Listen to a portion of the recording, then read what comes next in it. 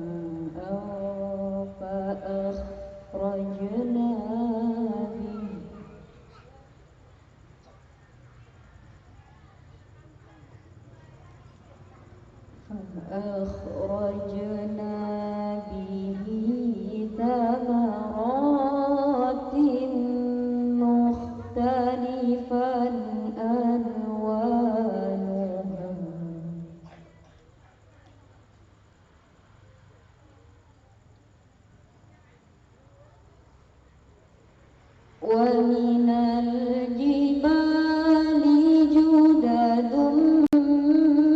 بيض وحمر مختلف ألوانها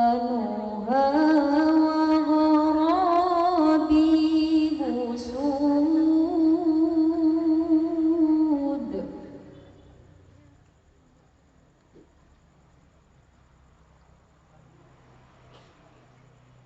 ومن الناس والدواب والأنعام مختلف ألوانه كذلك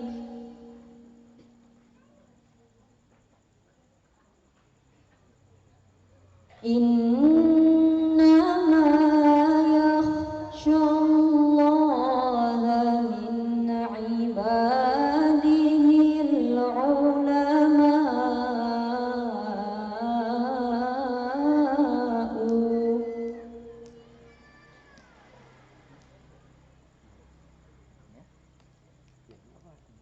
إن الله عزيز غفور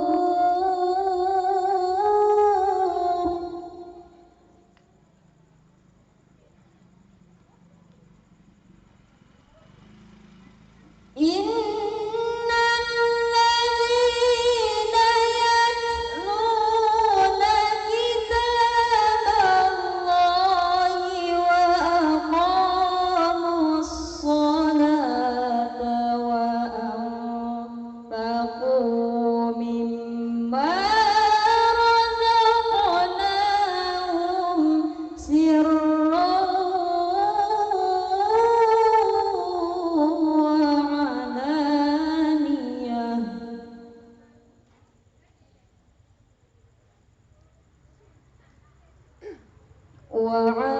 وعلانية يرجون تجارة لن تبور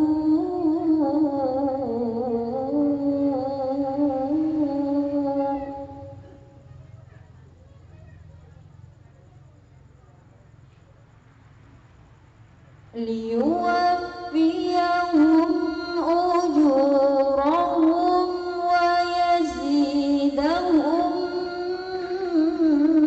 من فضله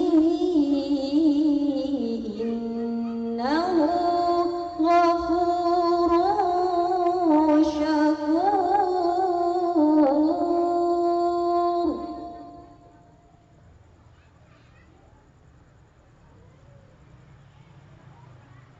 والذي أوحينا إليك من الكتاب هو الحق مصدقا لما بين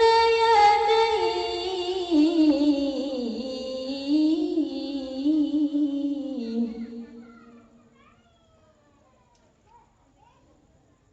إن الله بعباده لخبير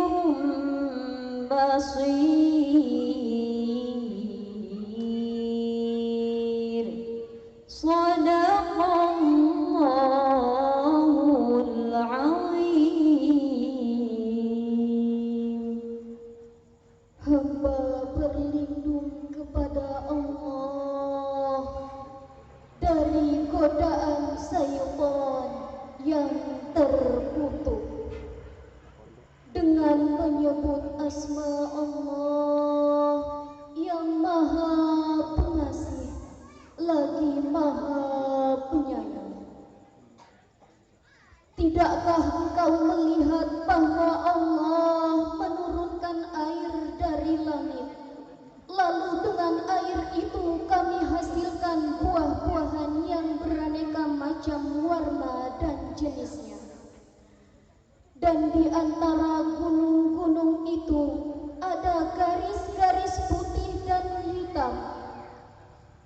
demikian pula di antara manusia, makhluk bergerak yang bernyawa, dan hewan-hewan ternak ada yang bermacam-macam warna dan jenisnya. Sungguh, di antara hamba-hamba Allah yang takut kepadanya hanyalah para ulama. Sesungguhnya orang-orang yang selalu membaca kitab Allah Al-Quran dan melaksanakan sholat, menginfakkan sebagian rezeki yang kami anugerahkan kepadanya dengan diam-diam dan terang-terangan. Mereka itu mengharapkan perdagangan yang tidak akan rugi, agar Allah menyempurnakan pahalanya kepada mereka dan menambah karunia-Nya. Sungguh Allah Maha Pengampun. Dan apa yang telah kami wahyukan kepada Muhammad, yaitu kitab Al-Quran, itulah yang benar, membenarkan kitab-kitab sebelumnya. Sungguh Allah benar-benar mengetahui keadaan hamba-hambanya. Maha benar Allah dengan segala firman-firman-Nya. Hadirin yang dirahmati Allah, pada Al-Quran surah Fatir ayat 27, Allah Subhanahu wa Ta'ala berfirman, yang artinya, tidaklah engkau lihat bahwa Allah menurunkan air dari langit, lalu dengan air itu kami keluarkan dengannya buah-buahan dan beratus macam jenis buah lainnya. Lalu pada ujung ayat itu Allah berfirman, di antara gunung-gunung itu ada garis-garis putih dan merah yang beraneka macam warna-warnanya, dan ada pula yang hitam pekat. Hadirin sekalian, selain dari jenis buah-buahan, kita disuruh untuk melihat gunung-gunung yang menarik perhatian kita, seperti gunung yang berada di tanah Arab. Gunung tersebut memiliki batu granit yang keras, atau gunung yang mengeluarkan api dan mengeluarkan lahar, atau gunung-gunung yang kata buah-buahan berbagai warna akan menimbulkan ilmu tumbuh-tumbuhan, yaitu ilmu pertanian, ilmu memupuk. Gunanya agar mendapatkan hasil yang lebih unggul. Kata warna garis putih, merah-merah, dan hitam pekat di gunung-gunung tujuannya agar orang dapat mempelajari keadaan tanah di tempat itu. Mineral apa yang dikandungnya, logam apa yang terdapat di dalamnya, adakah besi, tembaga, perak, emas, aluminium, dan lain sebagainya. Hadirin sekalian, pada ayat ke-28 Allah Subhanahu wa Ta'ala berfirman, yang artinya, dan di antara manusia dan binatang-binatang melata dan ternak beraneka warnanya pula. Di ayat ini disebutkan 3 kelompok besar makhluk bernyawa pengisi bumi. Yang pertama, manusia dengan berbagai ras, berbagai warna, bangsa. Kita akan melihat berbagai macam ragam bangsa, suku, ras, dan budaya. Kita juga akan melihat warna kulit. Ada juga orang yang dinamai kulit putih, seperti orang yang tinggal di benua Eropa. Dan ada yang dinamai kulit hitam, seperti orang yang tinggal di benua Afrika. Dan ada juga yang berkulit merah, yaitu India yang tinggal di benua Afrika sebagai penduduk asli di sana. Dan juga ada yang berkulit sawo matang, yaitu warna umum bagi ras Melayu, termasuk bangsa Indonesia. Dan ini pun mengandung ilmu berbagai macam cabangnya, seperti geografi, etnologi, ilmu sosiologi, politik, kebudayaan, dan antropologi. Yang kedua, kita diminta untuk memperhatikan binatang melata yang ada di muka bumi, baik berjalan dengan kaki 4 atau kaki 6, atau yang mempunyai 20 kaki seperti lipan, ulat sampah, dan lainnya. Demikian juga bangsa serangga seperti kecoa, lipas, jangkrik, dan beratus macam pula sampai kepada cacing, dan termasuk binatang di hutan rimba yang masih liar dan buas. Yang ketiga, disebutkan tentang binatang ternak seperti unta, kerbau, sapi, kambing, dan lainnya. Ada pula yang diternakkan buat dikendarai seperti kuda, keledai, baghal, juga unta. Hadirin yang dirahmati Allah, Allah berfirman, sesungguhnya yang paling takut kepada Allah di antara hamba-hambanya hanyalah orang-orang yang berilmu. Di pangkal ayat ini Allah memakai kata innama. Ahli nahwu mengatakan bahwa kata innama itu adalah adatul hasya, yang artinya alat pembatas. Artinya hanya orang-orang yang berilmu yang akan merasakan takut kepada Allah. Kalau ilmu tidak ada, maka tidaklah seorang akan merasa takut kepada Allah. Karena timbulnya suatu ilmu ialah setelah diselidiki. Hadirin yang dirahmati Allah, apabila direnungkan ayat 27 dan 28 ini, jelaslah bahwa jangkauan ulama amatlah luas. Nampaklah bahwa guru bukanlah semata-mata hanya kitab saja. Bahkan alam itu sendiri adalah kitab yang terbuka luas. Hadirin sekalian, Ustadz Dr. Muhammad Arifin Ismail menjelaskan di dalam materi tadabburnya bahwa Imam Malik berkata, sesungguhnya ilmu itu bukan banyak yang meriwayatkan, tetapi ilmu adalah nur yang Allah letakkan di dalam hati. Rasulullah bersabda bahwa ilmu itu ada dua macam. Ilmu di dalam hati, itulah ilmu yang bermanfaat. Dan ilmu di dalam lisan, itulah ilmu yang akan ditanyakan pada hari kiamat. Hadis riwayat Hakim dan Tirmidzi. Lalu Huzaifah juga berkata bahwa seberapa ilmu seorang mukmin, itulah yang akan membuat ia takut kepada Allah. Ustadz Arifin juga menegaskan bahwa semua ilmu dalam Islam wajib berdasarkan kepada ilmu tauhid. Ilmu fisika kepada ilmu tauhid, ilmu matematika kepada ilmu tauhid, dan semua ilmu lainnya. Semua ilmu itu harus berdasarkan tauhid, karena yang membentuk dia takut kepada Allah adalah ilmu tauhidnya kepada Allah.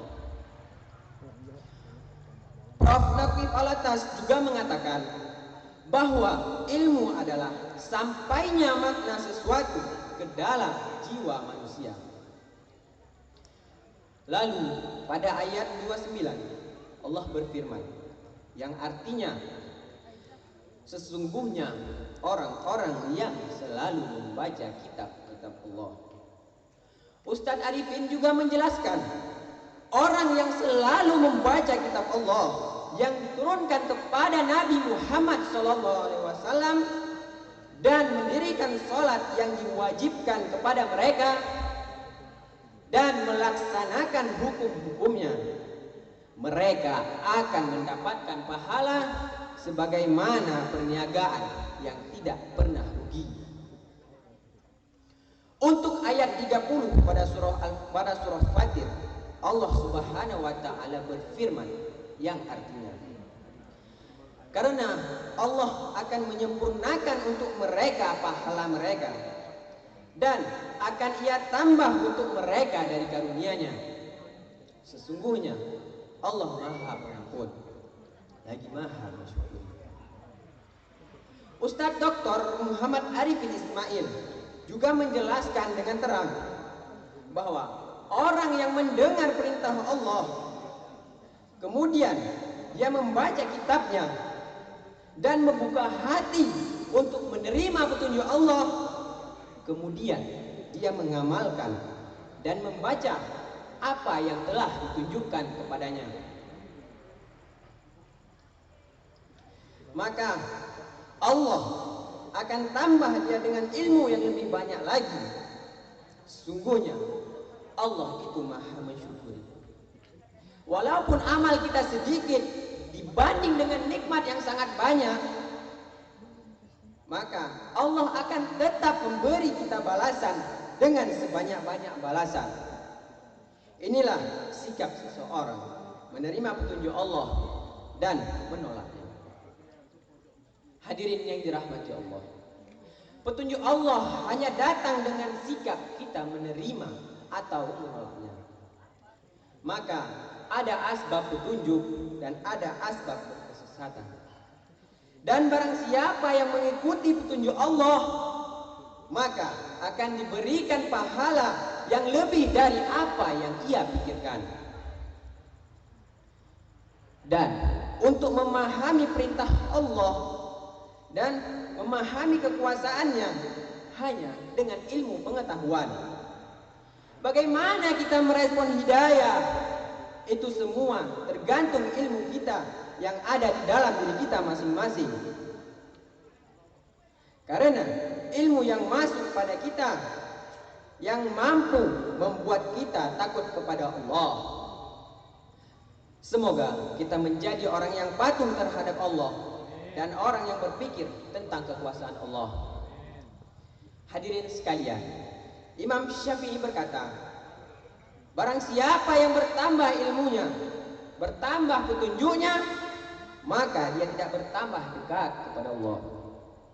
Maka kita menambah ilmu, menambah dekat kepada Allah, menambah ilmu dan membuka hati untuk menerima petunjuk Allah. Karena kita khawatir dengan yang akan datang, bahwasanya Allah Maha Kuasa. Maka ada basyiron, ada naziron, ada itu kabar gembira dan ada kabar buruk. Bagaimana kita merespon basyiron dan naziron? Ketika merespon kabar gembira bagaimana? Ketika merespon kabar buruk bagaimana? Maka bukalah hati kita dan terimalah ilmu yang sampai pada kita supaya kita menjadi orang yang dekat kepada Allah. Amin, amin ya rabbal alamin. Demikian yang bisa saya sampaikan. Maha benar atas segala firman-Nya. Wabillahi taufiq wal hidayah. Assalamualaikum warahmatullahi wabarakatuh.